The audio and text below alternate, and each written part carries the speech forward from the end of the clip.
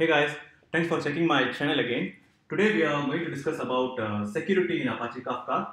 This is the third part of our Kafka series. In the last two parts, I explained about Kafka's architecture, and also I explained practically how to launch a simple 3-node Kafka cluster on your local machine, and then how to send messages to Kafka, and also how to consume messages from Kafka. In case if you already have an idea about these things, then please proceed to this video. Otherwise, I would highly recommend you to watch those two parts and then continue watching this video so that it will be easier for you to understand certain concepts that I'm going to explain in this video. So when I say security in Kafka, you can categorize the security on a very high level into three different sections, that is authentication, encryption, and then authorization. So today we are going to discuss about authentication and encryption. Authorization we will see in future. So what we have for today's agenda? First we are going to see why we actually need security in Kafka, and then we are going to see what is actually SSL or TLS, and also the mechanism behind SSL, and finally we'll see how this SSL actually happens in Kafka. So now we will see why we actually need security in Kafka. Imagine that we have a 3-node Kafka cluster with 3 brokers, B0, B1 and B2, and a zookeeper. Now there is a producer application, and this producer application wants to send messages to Kafka. So on a very high level, there are two steps behind this process. The first one is the producer first needs to connect to Kafka, and then the producer need to send the messages.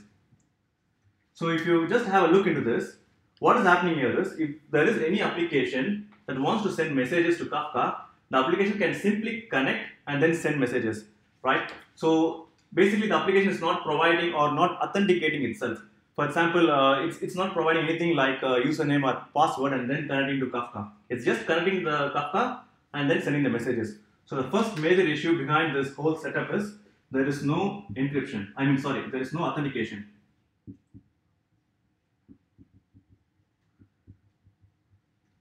And the second issue is, so once the producer connects to Kafka and then starts sending the messages, by default, all the messages, like all this communication between this Kafka and the producer happens by a protocol called plain text. Okay, so that is just like a simple text message. So the problem behind this protocol is, imagine that there is some guy here and he's trying to tamper the messages. Okay, so the problem with plain text is, if this guy here tampers the messages, he can simply read all those messages because these messages are just in plain text. So the messages are not encrypted with any kind of encryption mechanism. So the next major issue is, this is a very high security breach. So the next major issue is we don't have any kind of encryption in place. So in order to avoid these two problems, we need security in Kafka.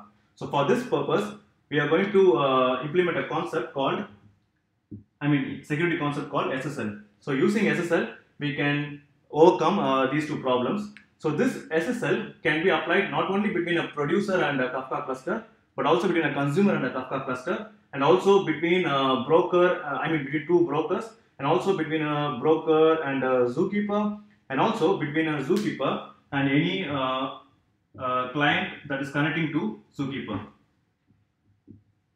Okay, zookeeper client. So this SSL can be applied in several areas in our Kafka setup. So now we will see what is actually SSL or TLS. So SSL means Secure Socket Layer. It is actually a network security protocol being introduced by Netscape for internet security purposes. So in 1999, there were some bugs identified in this protocol, and this organization called the IETF, that is Internet Engineering Task Force. So this organization identified those bugs and then they fixed those bugs. So once this organization fixed those bugs, they renamed the protocol to TLS, that is Transport Layer Security. However, in practice, you can still use the name SSL because many people still use this abbreviation to refer to this protocol. So if SSL is implemented between a client and a server, we call that mechanism as SSL handshake. So now we will see on a high level how this SSL handshake works between a client and a server. So imagine that there is a client, and this client, for example, a web browser, and this client is making a connection request to a server. So like a web server. So the client is making a connection request. So first, what will happen is this web server provides its ID to the client. So let us call it as IDS. So then the client will check the ID and verify whether the connection request that it made was a valid server or not. So if it is a valid server, then the client authenticates the server. So once the client authenticates the server, then a connection will be established between the client and the server. So we call this mechanism as, this whole process as one-way SSL handshake. Okay, so that is only the web server is providing its ID, and then the client is authenticating the web server by verifying its ID. So this authentication is happening only one way, so we call this as one-way SSL handshake. One-way SSL handshake. Sorry. But normally in several setup, like the client server setup, normally apart from the web server providing its ID, the client also needs to authenticate itself by providing its ID. Okay, so in this case, the connection will not be established until the client also provides its ID. So we call this as IDC. So ID of the client. Now what will happen is the web server will verify this ID and then authenticates whether this client is a valid client or not. So once it authenticates the client, then we will have the actual connection being established between the client and the server. So first the web server will provide its ID, client will authenticate the web server, and now the client will provide the ID and the server will authenticate the client. So this authentication is happening from both the parties. So we call this process as two-way SSL handshake. Two-way. So basically there are two types of SSL handshake. One is one-way SSL handshake. The second one is two-way SSL handshake. So if you are implementing security in Apache Kafka only by means of SSL, then you need to always implement a two-way SSL handshake. So once this connection is established between the client and the server, then both these parties agree upon a common encryption mechanism. Okay, so once they agree on a common encryption mechanism, then all the messages being transmitted between these two parties will be encrypted as per that encryption mechanism. So there are several encryption mechanisms. So normally I use a mechanism called TLS version 1.2. So once these two parties agree on this encryption mechanism, so any communication will be encrypted by using this encryption protocol. So now imagine that we have some hacker here who's trying to tamper these messages. Okay. So first, this hacker needs to provide his ID. So without authenticating himself, he cannot connect to this setup and then tamper the message, right? So first of all, he needs to provide his ID and authenticate himself. We are just on the first. In the first place, we are stopping the invalid authentication. In case if he is able to hack the setup and then tamper the message, so even if he tampers the message, he cannot read the message because all the communication are encrypted by TLS version 1.2, right? So he cannot tamper the message. So in this way, this entire setup is free from security breaches. So this is the concept behind SSL protocol. So now we will see how how this mechanism actually works. So for example, here I said, right, that the server will verify the ID of the client and also the client will verify the ID of the server. So how this mechanism, how this verification things actually happens internally. So first we will see that. So now we will see how this SSL handshake mechanism works internally. So for this purpose, you need to understand three concepts. The first one is certification authority or CA. The second one is trust store, and the third one is key store. I will explain all these terms and also the SSL handshake mechanism, the internal mechanism, with the help of a real-time example now. So imagine that there's a guy in India and this guy wants to travel to USA. Okay, so this guy is having a passport. So we have this US Embassy in India. So let us call this as USAI, that is US Embassy in India. So first, this guy goes to the US Embassy and then submits his passport, right? Then the US Embassy will verify his passport and then checks whether this person is fine, that is, this person doesn't have any kind of criminal background, something like this. Okay, so once the US Embassy verifies the person, it issues the visa, right? So now this passport will be having also the US visa. So this US visa is issued by USAI, right? So the visa will also contain information like who actually issued the US visa for this person. So it is issued by USAI. So now this person travels to US and arrives at US passport. US airport. So he travels to US. So now what will happen is the security officers in the US airport will ask the passport from this person and then checks the visa. So once they check the visa, they'll come to know that this visa was issued by USAI. Okay, so now the US airport wants to find whether this USAI, that is US Embassy in India, is allowed to issue visas for people to enter USA. So for this purpose, the officers, security officers will go to the passport control system. So passport control system and then checks whether, these guys will check whether this USAI is listed in the passport control system. So this passport control system may consist like a lot of embassies. For example, US Embassy in India, US Embassy in Germany, and so on. So these officers, so they will check this US Embassy in India. So these officers will then come to know that their passport control system contains USAI, which means the US Embassy in India is legally allowed to issue visas for the people to enter USA.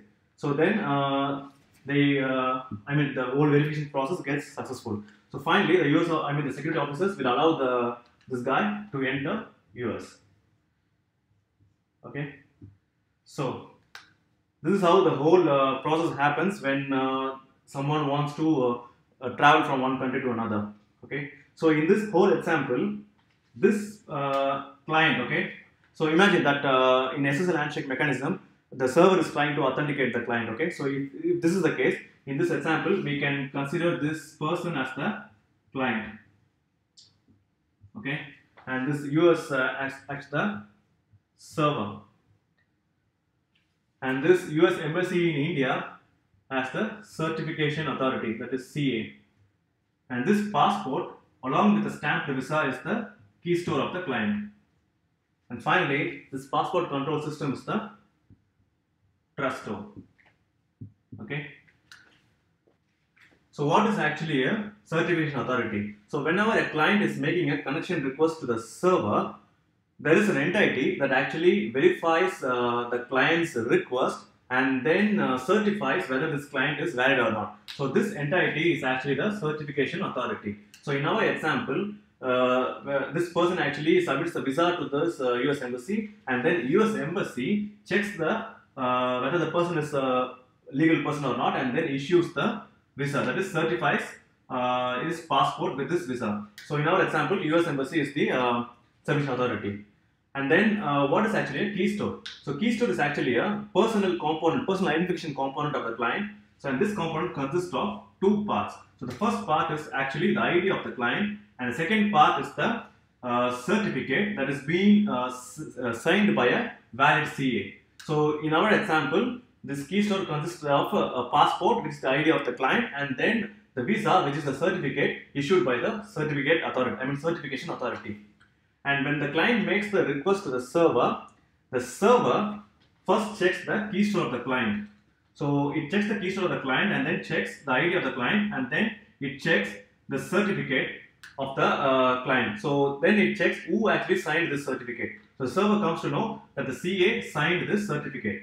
So then what happens is the server will go to its trustor. So the trustor is nothing but an archive file that contains a list of CAs. Okay, so the trustor contains a list of CAs, CA1, CA2, and so on. Okay, so server will go to the trustor, its trustor, and then it checks whether this CA is present here or not. So the CA, if the trust store contains the CA, then the server understands, okay, this client is a valid client. That is, the client contains a certificate which is signed by a valid CA, so this client can be approved. So finally, the server actually approves the client, and then the connection will be established. So in our example, the officers in the US airport checks whether the US embassy in India is a valid embassy to issue a US visa in their passport control system, and then finds USAI is listed in the passport control system, and then allows the client to enter USA. So this is the whole concept behind the mechanism of SSL, and also behind these terms like key store, service authority, and trust store. So you need to understand these terms and also this mechanism if you want to understand how this SSL handshake actually happens in Kafka. Now we will see how this SSL handshake mechanism happens in Kafka. Imagine that we have two brokers, B0 and B1. Now B0 wants to make a connection request to B1. Okay, so broker B0 is making a connection request to B1. Maybe it wants to access some partitions available in this broker, so it's making a connection request. So in this example, B0 is the client and B1 is the server. Now for this connection to be completed, a two-way SSL handshake has to be performed. So what are the steps in this two-way SSL handshake? So first, the server will expose its key store to the client, that is the broker B1 expose its key store to the broker B0. Okay. Now the broker B0 will check which certification authority signed this key store. So B0 will check the CA who signed. And finally, this broker B0 will check whether this certification authority who signed the key store is present in its trust store. So B0 will check its trust store whether this CA is present in its trust store or not. Okay, for the CA. So if this CA is present in this broker B0's trust store, then B0 will know, okay, that we are making a connection request to a valid broker. So B0 will authenticate B1, that is the client will authenticate the server.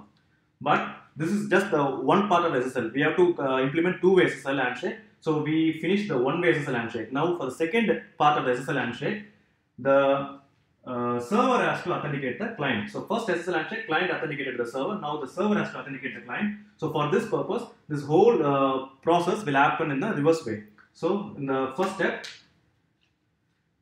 the client, that is B0, will expose its key store to B1.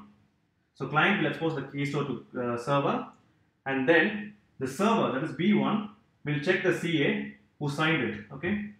So B1 will check the CA which signed this key store of B0, and finally B1 will check its trust store and see whether this certificate authority is present in its own trust store or not. If it's present in its own trust store, then B1 will authenticate the broker B0, that is the server will authenticate the client. So when both this authentication, that is both this SSL handshake, two-way SSL handshake is over, then finally this connection will be established between B0 and B1, and then B0 can access all the partitions inside this broker B1. So once this connection is established, both these brokers will agree on a common protocol and then encrypt the messages transferred between these two brokers. So once this connection is established, then a protocol called TLS version 1.2, for example. Okay, so this encryption protocol will be agreed by both these brokers, and then all the messages that is being transmitted between these two brokers will be encrypted using this protocol. So this is how this SSL handshake happens between two brokers, and this is the same process if you want to implement a SSL handshake between a broker and a zookeeper, or between a producer and a broker, or between a consumer and a broker, or even between a zookeeper and some external application accessing the zookeeper. So this is a common process that we need to follow everywhere inside the Kafka cluster. So now we have come to the end of our discussion. I'll try to summarize what we discussed today. So first we saw why we actually need to implement security in Kafka. In this context, then we saw what is actually SSL or a TLS protocol, and then how this protocol actually works internally In order to understand how this mechanism happens internally, you need to understand certain key concepts like certification authority, key store, and trust store. We also discussed about them. And finally, we saw how this SSL handshake mechanism happens between any two Kafka components, like two Kafka brokers, and which is also applicable between a broker and a zookeeper. So in the next video, I'll try to explain practically how to implement this SSL security, that is SSL authentication and then encryption in your Kafka cluster. So until then, I wish you great fun learning Kafka, and thank you very much for watching this video. Thank you.